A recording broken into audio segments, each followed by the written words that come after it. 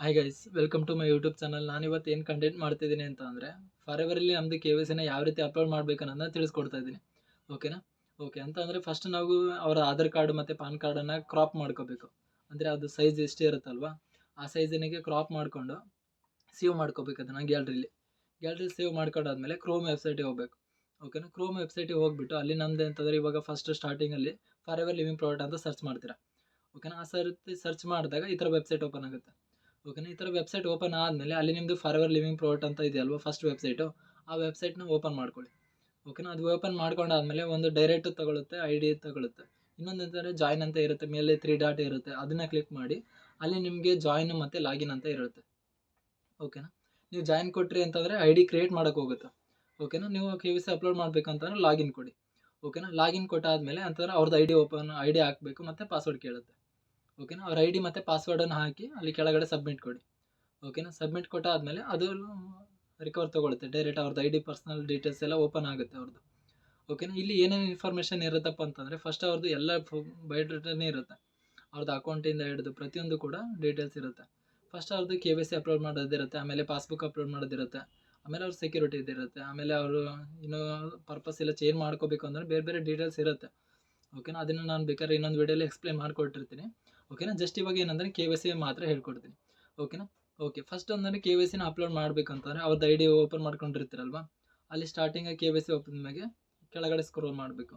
ಕೆಳಗಡೆ ಸ್ಕ್ರೋಲ್ ಮಾಡ್ಕೊಂಡಾದ್ಮೇಲೆ ಅಲ್ಲಿ Aadhaar card ಹಾಕ್ತಿರಲ್ಲ, PAN card ಹಾಕ್ತಿರೋ ಅಂತ ತೋರಿಸುತ್ತೆ. ಓಕೆನಾ? ಅಲ್ಲಿ ಫಸ್ಟ್ ಅಂತಂದರೆ ಆಧಾರ್ ಕಾರ್ಡ್ ಬಂದಿದೆ ಅಲ್ವಾ, ಆ ಆಧಾರ್ ಕಾರ್ಡ್ ಬಂದಿರುತ್ತೆ ಅಂತಂದರೆ ಆಧಾರ್ ಕಾರ್ಡ್ನ ಇದು ಹಾಕ್ಕೊಳ್ಳಿ, ನೇಮ್ಗೆ ಹಾಕ್ಕೊಳ್ಳಿ. ಅದ್ರ ಕೆಳಗಡೆ ಅಂತಂದರೆ ಫಸ್ಟ್ ನೇಮು ಅಂದರೆ ಫ್ರಂಟ್ ಬ್ಯಾಕ್ ಅಂತ ಇರುತ್ತೆ. ಓಕೆನಾ? ಫ್ರಂಟಲ್ಲಿ ಫ್ರಂಟ್ದೇ ಹಾಕಿ ಬ್ಯಾಕಲ್ಲಿ ಬ್ಯಾಕ್ದು ಹಾಕಬೇಕು. ಓಕೆನಾ? ಆಧಾರ್ ಕಾರ್ಡ್ ಫ್ರಂಟಿಂದ ಅಂದರೆ ಕೆಳಗಡೆ ಅವ್ರ ಫೋಟೋ ಮತ್ತು ಡೇಟ್ ಆಫ್ ಬರ್ತು ಡೀಟೇಲ್ಸ್ ಇರುತ್ತಲ್ವ, ಅದನ್ನು ಕ್ರಾಪ್ ಮಾಡ್ಕೊಂಡ್ರೆ ಸೇವ್ ಮಾಡ್ಕೊಂಡಿರ್ತಾರೆ ಗ್ಯಾಲರಿಲಿ. ಓಕೆನಾ? ಅದನ್ನು ಕ್ಲಿಕ್ ಮಾಡಿದ್ರೆ ಅದು ಡೈರೆಕ್ಟ್ ವೆಬ್ಸೈಟಿಗೆ ಹೋಗುತ್ತೆ. ಅಲ್ಲಿಗೆ ಕ್ಲಿಕ್ ಮಾಡಿ ಆಮೇಲೆ ಗ್ಯಾಲರಿ ಕ್ಯಾಮ್ರಾ ಮತ್ತು ಗ್ಯಾಲರಿ ಅಂತ ಇರುತ್ತೆ, ಗ್ಯಾಲರಿ ಕೊಡಿ. ಅಲ್ಲಿ ಬ್ರೌಸರ್ ಇರುತ್ತೆ, ಬ್ರೌಸರಿಗೆ ಹೋಗುತ್ತೆ. ಇಲ್ಲಾಂದರೆ ಅಲ್ಲಿ ಗೊತ್ತಾಗಿಲ್ಲ ಅಂತಂದರೆ ನಿಮಗೆ ಗ್ಯಾಲರಿ ಕೊಡಿ, ಮೇಲ್ಗಡೆ ಆಪ್ಷನ್ ಇರುತ್ತೆ. ಓಕೆನಾ? ಆಪ್ಷನ್ ಕೊಟ್ಟ ಮೇಲೆ ನೀವು ಸೇವ್ ಮಾಡಿರ್ತೀರಲ್ವ, ಅಲ್ಲಿಗೆ ಹೋಗ್ಬಿಟ್ಟು ಅವ್ರದ್ದು ಫ್ರಂಟಿಂದ ಯಾವುದಿರುತ್ತೆ ಅದನ್ನು ತೆಗೆದ್ಬಿಟ್ಟು ಕ್ಲಿಕ್ ಮಾಡಿದ್ರೆ ಸಾಕು, ಡೈರೆಕ್ಟ್ ಅದು ಅಪ್ಲೋಡ್ ಆಗುತ್ತೆ. ಓಕೆನಾ? ಅದನ್ನು ಅಪ್ಲೋಡ್ ಆದಮೇಲೆ ಕೆಳಗಡೆದ್ದು ಮತ್ತೆ ಕ್ಲಿಕ್ ಮಾಡ್ತೀರಾ. ಅದನ್ನು ಕ್ಲಿಕ್ ಮಾಡಿದ್ರೆ ಬ್ಯಾಕ್ ಕೇಳ್ತಾ ಇರುತ್ತೆ. ಓಕೆನಾ? ಬ್ಲ್ಯಾಕ್ದು ಕೇಳಿದಾಗ ಅದು ವೆಬ್ಸೈಟಿಗೆ ಹೋಗುತ್ತೆ. ಅಲ್ಲಿ ಡೈರೆಕ್ಟಾಗಿ ಹೋಗ್ಬಿಟ್ಟು ಗ್ಯಾಲರಿ ಹೋಗುತ್ತೆ. ಗ್ಯಾಲರಿಲಿ ಹೋಗಿ ಅದು ಬ್ಯಾಕ್ ಸೈಡ್ ಕ್ಲಿಕ್ ಮಾಡಿದಾಗ ಅದು ಡೈರೆಕ್ಟ್ ಅಪ್ಲೋಡ್ ಆಗುತ್ತೆ. ಓಕೆನಾ? ಅದೇ ಥರ ಕೆಳಗಡೆ ಇನ್ನೊಂದು ಆಪ್ಷನ್ ಇರುತ್ತೆ, ಅಂದರೆ ಏಜ್ ಡಿಫ್ರೆನ್ಸ್, ಅವ್ರದ್ದು ಏಜ್ ಎಷ್ಟಾಗಿದೆ ಅನ್ನೋದಕ್ಕೆ ವೆರಿಫಿಕೇಷನಿಗೆ ಇನ್ನೊಂದು ಕೊಟ್ಟಿರ್ತಾರೆ. ಓಕೆನಾ? ಇಲ್ಲಿ ನೀವು ಪಾನ್ ಕಾರ್ಡ್ ಆದರೂ ಅಪ್ಲೋಡ್ ಮಾಡ್ಬೋದು, ಇಲ್ಲ ಆಧಾರ್ ಕಾರ್ಡನ್ನೇ ಅಪ್ಲೋಡ್ ಮಾಡ್ಬೋದು. ಓಕೆನಾ? ಆದರೆ ಪಾನ್ ಕಾರ್ಡ್ ಮಾಡಿದರೆ ಬೆನಿಫಿಟ್ಸ್ ಇರುತ್ತೆ, ಅಂದರೆ 6 ಮಂತ್ವರೆಗೂ ಇರುತ್ತೆ. ಆಧಾರ್ ಕಾರ್ಡ್ ಮಾಡಿದ್ರಿ ಅಂತಂದರೆ ಅಲ್ಲಿ ನಿಮಗೆ ಬೆಸ್ಟ್ ಬೆನಿಫಿಟ್ಸ್ ಎಷ್ಟೇ ಅಂದರೆ KYC ಅಪ್ಲೋಡ್ ಆಗುತ್ತೆ ಅವ್ರದ್ದು. ಓಕೆನಾ? ಓಕೆ, ಅಂದರೆ ಜಾಸ್ತಿ ಅಂತಂದರೆ ಆಧಾರ್ ಕಾರ್ಡ್ ಇವಾಗ ಒಬ್ಬೊಬ್ಬರು ಪಾನ್ ಕಾರ್ಡ್ ಇರೋದಿಲ್ಲ, ಮಾಡಿಸ್ಕೊಂಡಿರಲ್ಲ, ಅವ್ರದ್ದು ಏನು ಮಾಡ್ತೀರಾ ಆಧಾರ್ ಕಾರ್ಡನ್ನೇ ಮಾಡಿ. ಓಕೆನಾ? ಯಾಕೆಂತಂದ್ರೆ ಇವಾಗ ಅವ್ರು ಮಾಡೋದ್ರೊಳಗೆ ಲೇಟ್ ಆಗುತ್ತಲ್ವಾ, ಅದಕ್ಕೆ ಅವ್ರದ್ದು ಆಧಾರ್ ಕಾರ್ಡ್ ಇತ್ತು ಅಂದರೆ ಅಲ್ಲಿ ಕೆಳಗಡೆ ಮತ್ತೆ ಆಧಾರ್ ಕಾರ್ಡ್ ಕೊಟ್ರಿ ಅಂತಂದರೆ ಮೇಲ್ಗಡೆದನ್ನೇ ಕೆಳಗಡೆ ಸಬ್ಮಿಟ್ ಮಾಡೋದಕ್ಕೆ ಅದು ಆಪ್ಷನ್ ಕೇಳುತ್ತೆ. Yes I am is already exist ಅಂತ ಬರುತ್ತೆ, ಅದನ್ನು ಕ್ಲಿಕ್ ಮಾಡಿದ್ರೆ ಎರಡಕ್ಕೂ ಕೂಡ ಅದೇ ಸೇಮ್ ತಗೊಳುತ್ತೆ. ಓಕೆನಾ? ಅದನ್ನು ಸಬ್ಮಿಟ್ ಕೊಟ್ಟಾದಮೇಲೆ ಸಬ್ಮಿಟ್ ಕೊಡಿ. ಓಕೆನಾ? ಅದನ್ನು ಸಬ್ಮಿಟ್ ಕೊಟ್ಟಾದಮೇಲೆ ಏನು ಬರುತ್ತೆ ಅಂತಂದರೆ ಓಕೆ ಅಂತ ಬರುತ್ತೆ, ಇಲ್ಲ ಸಕ್ಸಸ್ಫುಲಿ ಅಂತ ಬರುತ್ತೆ. ಸಕ್ಸಸ್ ಕೊಟ್ಮೇಲೆ ಓಕೆ ಬರುತ್ತೆ. ಓಕೆ ಕೊಟ್ಟಾದಮೇಲೆ ಅಪ್ಲೋಡ್ ಆಗುತ್ತೆ. ಓಕೆನಾ? ಅಪ್ಲೋಡ್ ಆದಮೇಲೆ ಒಂದು ಸರಿ ಅಂತಂದರೆ ನೀವು ಪರ್ಸ್ನಲ್ ಇನ್ಫಾರ್ಮೇಷನ್ಗೂ ಇವ್ರದ್ದು ಇನ್ಫಾರ್ಮೇಷನ್ಗೂ ಚೆಕ್ ಮಾಡ್ಕೊಳ್ಳಿ KYCಲಿ. ಓಕೆನಾ? ಆಧಾರ್ ಕಾರ್ಡಲ್ಲಿರೋ ಡೀಟೇಲ್ಸು, ಅದರಲ್ಲಿರೋ ಅಡ್ರೆಸ್ ಎಲ್ಲ ಸೇಮ್ ಇದೆಯೋ ಇಲ್ಲ ಚೇಂಜ್ ಇದೆಯೋ ಅಂತ ಒಂದ್ಸರಿ ವೆರಿಫಿಕೇಷನ್ ಮಾಡ್ಕೊಳ್ಳಿ, ನೀವು ಗೊತ್ತಾಗುತ್ತೆ.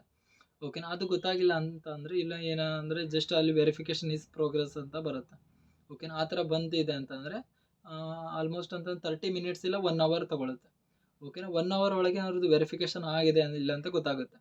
ಓಕೆನಾ? ಅದನ್ನು ನೀವು ಚೆಕ್ ಮಾಡ್ಕೋಬೇಕು ಆಗಿದೆಯೋ ಇಲ್ಲೋ ಅಂತ. ಏಕೆಂತಂದರೆ ಅದು ಒಂದೊಂದು ಸರಿ ನೇಮ್ ರಿಜೆಕ್ಟ್ ಅಂತ ಬಂದಿರುತ್ತೆ, ಇಲ್ಲ ಡೇಟ್ ಆಫ್ ಬರ್ತ್ ರಿಜೆಕ್ಟ್ ಅಂತ ಬಂದಿರುತ್ತೆ, ಏಜ್ ಡಿಫ್ರೆನ್ಸ್ ಅಂತ ಬಂದಿರುತ್ತೆ. ಏಜ್ ಡಿಫ್ರೆನ್ಸ್ ಅಂತ ಬರಲ್ಲ, ಡೇಟ್ ಆಫ್ ಬರ್ತ್ ಡಿಫ್ರೆನ್ಸ್ ಅಂತ ಬಂದಿರುತ್ತೆ. ಓಕೆನಾ? ಇವೆರಡು ಏನಾದರೂ ಮಿಸ್ಟೇಕ್ ಆಗಿದೆಯಾ, ಇಲ್ಲ ನೀವು ಆಧಾರ್ ಕಾರ್ಡಲ್ಲಿ ಹಾಕಿರೋದು ಅಲ್ಲಿ ಅವ್ರ ID ಕ್ರಿಯೇಟ್ ಮಾಡುವಾಗ ಹಾಕಿರೋದು ಸೇಮ್ ಇದೆಯಾ ಇತ್ತು ಅಂದರೆ ವೆರಿಫಿಕೇಷನ್ ಅಂತ ಬಂದಿರುತ್ತೆ. ಓಕೆನಾ? ವೆರಿಫಿಕೇಷನ್ ಅಂತ ಬಂತು ಅಂತ ಅಂದರೆ ಆಲ್ರೆಡಿ KYC ಅಪ್ಲೋಡ್ ಆಗಿದೆ ಅಂತ ಅರ್ಥ. ಓಕೆನಾ? ಇಷ್ಟು ಪ್ರೊಸೀಜರ್ ಇರುತ್ತೆ. ಅಂದರೆ ನೀವು ಅಪ್ಲೋಡ್ ID ಮೇಲೆ ಹಾಕಬೇಕು. ನೀವು ಅಂತ ಮೈ ಫಾರ್ ಇಂಡಿಯಾದಲ್ಲಿ ಹೋಗ್ಬಿಟ್ಟು ಅಲ್ಲಿ KYC ಅಂತ ಇರುತ್ತೆ, ಕೆಳಗಡೆ ರೆಡ್ ಕಲರ್ ಇರುತ್ತೆ, ಅಲ್ಲಿ ಕ್ಲಿಕ್ ಮಾಡಿದ್ರು ಕೂಡ ಡೈರೆಕ್ಟ್ ಹೋಗುತ್ತೆ ಅದು.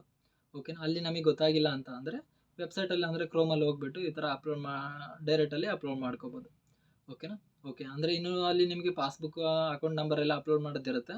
ಅದನ್ನು ನಾನು ಬೇಕಾದ್ರೆ ನಿಮಗೆ ಇನ್ನೊಂದು ವಿಡಿಯೋದಲ್ಲಿ ಹೇಳ್ಕೊಡ್ತೀನಿ ಯಾವ ರೀತಿ ಮಾಡಬೇಕು ಅಂತ. ಓಕೆನಾ? ಓಕೆ. ಆದಷ್ಟು ವಿಡಿಯೋನ ಶೇರ್ ಮಾಡಿ ಎಲ್ಲರಿಗೂ ಕೂಡ KYC ಅಪ್ಲೋಡ್ ಮಾಡೋದು ಯಾವ ರೀತಿ ಅಂತ ಗೊತ್ತಾಗಲಿ. ಆದಷ್ಟು ಯೂಸ್‌ಫುಲ್ ಆಗುತ್ತೆ. ಆಯಿತಾ? ಓಕೆ. Thank you.